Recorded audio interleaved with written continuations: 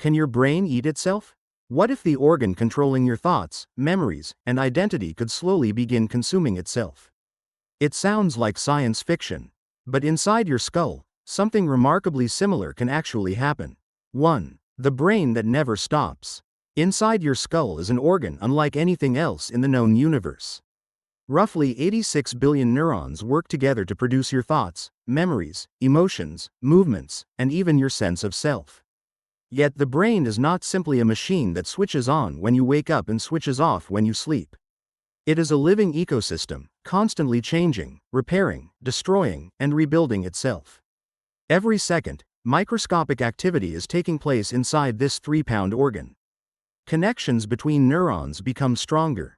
Others become weaker. Damaged cellular components are removed. Chemical environments are carefully balanced. Waste products are processed. And specialized cells constantly patrol the brain, deciding what belongs and what needs to disappear. That last part is where the story becomes strange. Because some of the cells responsible for maintaining your brain are capable of engulfing pieces of it. Not entire regions, not chunks of brain tissue, but microscopic components, damaged proteins, cellular debris, and even parts of the connections between neurons.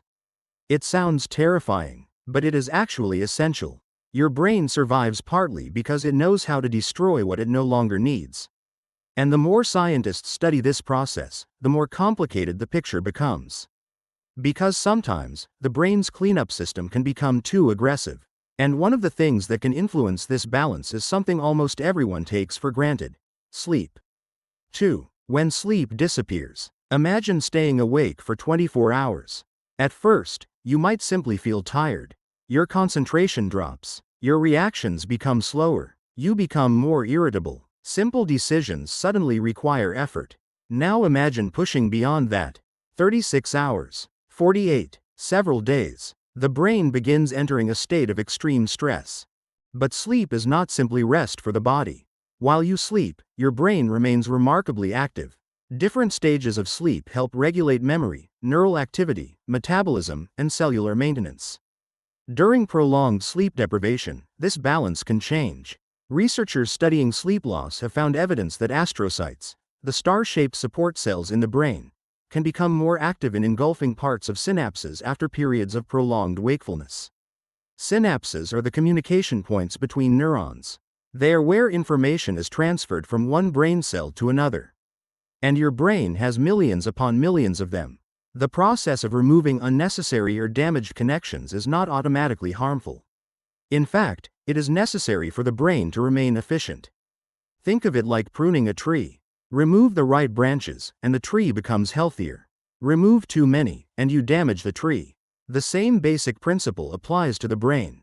Scientists have therefore become increasingly interested in what happens when sleep deprivation repeatedly interferes with the brain's normal maintenance processes. One sleepless night does not mean your brain is destroying itself. The human brain is remarkably resilient. But chronic sleep disruption is a different story. When the brain repeatedly operates without enough recovery, the systems responsible for maintenance, inflammation, and cellular cleanup may become dysregulated. And that leads us to one of the brain's most powerful defenses: a microscopic army. 3. The brain's cleanup crew. Deep inside the brain, specialized immune cells called microglia are constantly watching.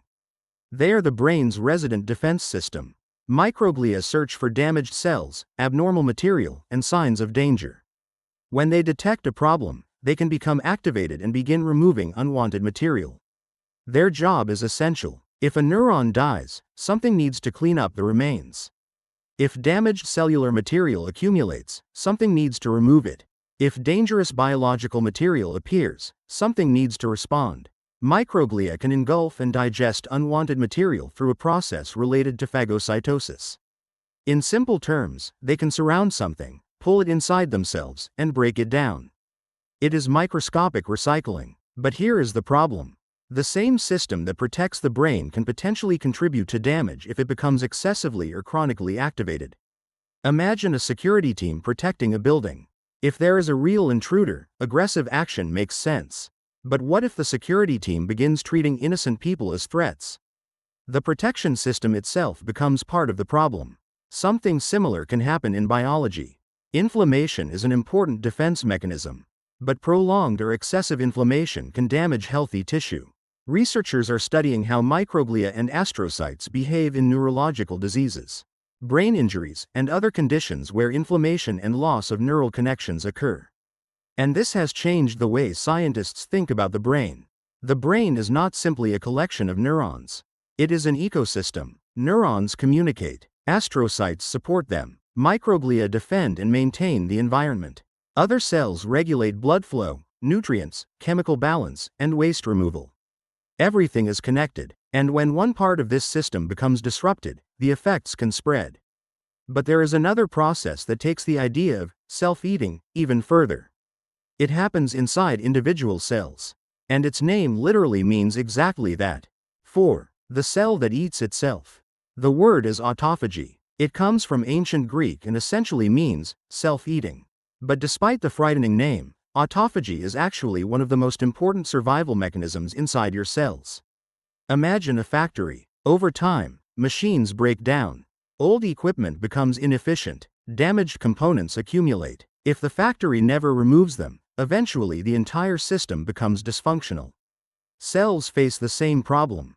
They contain proteins, organelles, and molecular machinery that can become damaged or obsolete.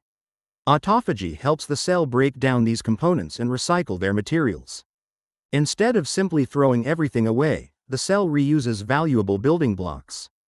It is biological recycling, and your brain depends heavily on cellular maintenance because neurons are unusually long-lived cells. Some neurons may remain with you for decades. They cannot simply be replaced every few days like certain other cells in the body. That means maintaining them is critical.